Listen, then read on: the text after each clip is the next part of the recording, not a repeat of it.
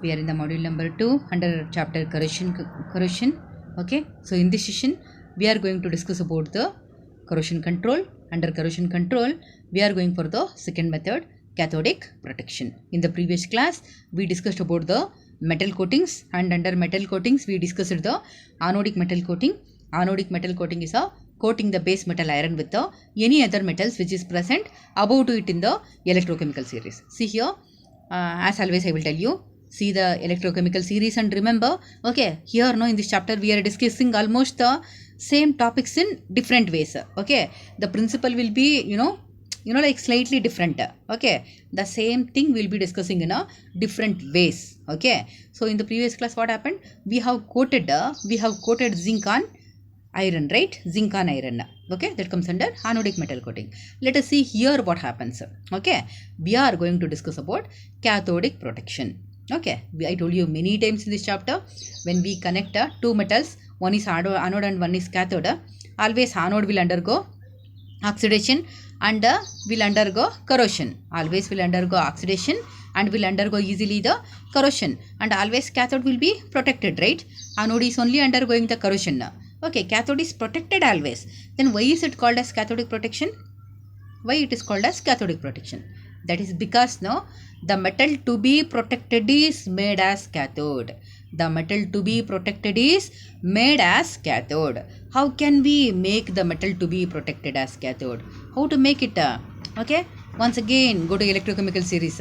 Connect the base metal iron with any metal which is present above to it in the electrochemical series. Automatically the iron will start acting as a cathode. Connect the base metal iron with any metals which is present above to it in the electrochemical series. The iron will start acting as a cathode. So we can protect the iron, right? Very simple. Okay. So here in cathodic protection, see, we know very well.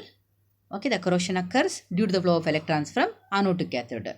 Okay, the technique of protecting the specimens from a corrosion, okay, by providing the electrons from external source. It is another method that is called a impressed voltage method. So these two we are going to discuss today. The one is by making the metal to be protected as cathode, that is by connecting it with a metal which is present above to it in the electrochemical series, and the second method is by providing electrons from a external source. Okay, so these two methods we are discussing today under cathodic protection. Okay, we are discussing sacrificial anodic method and impressed voltage method. First, let us start with the sacrificial anode method. Here, no, the metal to be protected should be connected with any metal which is present above to it in the electrochemical series. Okay, if you want, let me go to the electrochemical series. See here, we want to protect our base metal iron. We want to protect our base metal iron. So what is to be done? You connect the base metal iron with any metals which is present above to it in the series. Okay, so you can either connect magnesium or zinc.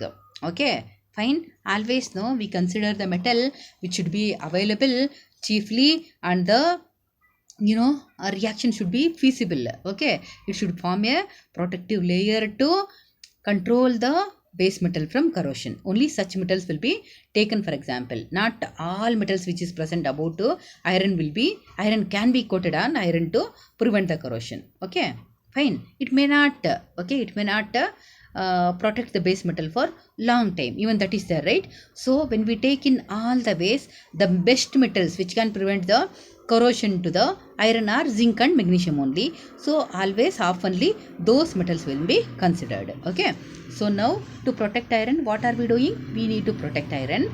We can connect any other metals which is present above to it in the series. So we can connect either zinc or magnesium. Understood? So we are going to connect either zinc or magnesium with iron. So when these two are connected, what will happen? For example, if zinc is connected, okay, if zinc is connected with iron, see the electrode potentials. Zinc potential is minus 0.76 and iron potential is minus 0.76. 4 4 or 4 5. Okay, so when these two are connected, what will happen? Zinc, being more electronegative, undergoes oxidation, undergoes anodic reaction oxidation, and will get corroded, and it will protect the base metal iron. Clear, no? When we connect zinc with iron, what happens? Zinc, being more electronegative in nature, it will undergo oxidation with the liberation of electrons and will undergo corrosion by protecting the base metal iron, as zinc is sacrificing its life for iron. Zinc is sacrificing its life for iron. So this method is called as sacrificial anode method. Clear, no? Okay, to protect the base metal, you can connect any metals which is present about it in the series. Most oftenly used metals are zinc and magnesium. Okay, so connecting the base metal iron with zinc or magnesium is called as a cathodic protection. Why it is called as cathodic protection? Because the metal to be protected is made as cathode. How it is made as cathode? That is by connecting the base metal with any metals, any other metals which is present about it in the series, then automatically it will become cathodic. Like if you connect a zinc with iron, zinc being more electronegative, it will start acting as anode. So iron will become cathode. If you connect iron with a, if you are connecting iron with a magnesium also, what will happen? See, the magnesium potential is minus 2.37. Okay, and iron potential is minus 0.45. So if you connect magnesium with iron also, iron will become automatically cathode. Magnesium will act as anode. Getting right? Connect the base metal iron with any metals which is present about it in the series. The metal will become cathodic. Okay, so being cathodic, the metal will be protected. So the other metal which is connected to it, that is either zinc or magnesium, will be undergoing oxidation very fastly with the liberation of electrons and will get corroded. Okay, so let us go back to the process, sacrificial anode method.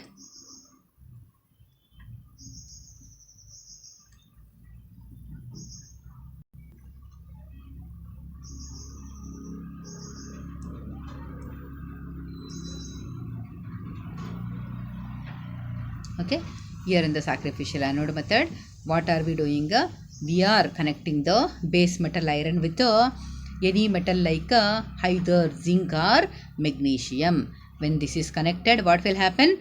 Zinc or magnesium which is connected to the iron metal will be undergoing oxidation. Once it is undergoing oxidation, it will get corroded. See, this corrosion control is used in ships, okay, which will be floating on water for almost of the times, and it is also used in underground oil and water pipelines. Okay, so what happens here? The zinc strips are connected to the, see here, the boat hull.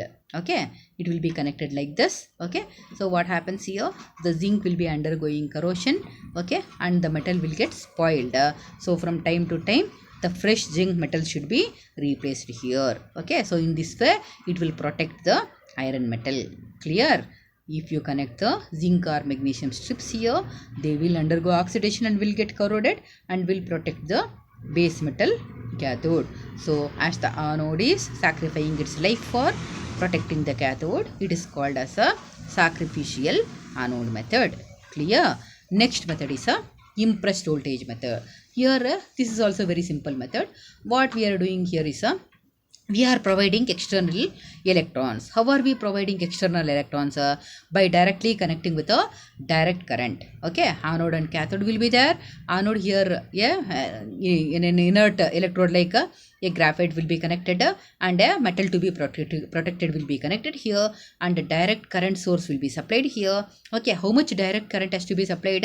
It should be more than the electrode potential of the metal to be protected. When we supply the current which is greater than the electrode potential of the base metal to be protected, what happens is the metal to be protected will be acting as a cathode and will be protected. Okay, and here the method is like this. See, it is used in underground, protecting the underground water or oil pipelines. See, the metal to be protected is cathode here. Okay, and an inert anode will be used here. Power supply, direct current will be supplied here, so that the iron metal will be protected. When we supply the electric current which is greater than the electrode potential of the base metal. The advantages of this method are, the method is a simple, okay, low maintenance, fine. The disadvantages is it is difficult to maintain the uniform current on all over the surface of the metal to be protected. Okay, it is difficult to maintain the uniform current on all over the surface of the metal to be protected, and we can also say that there will be a wastage of large amount of current in this process, fine. So here we discussed about the cathodic protection. We will be meeting with the next corrosion control type in the next session. Until then, bye bye.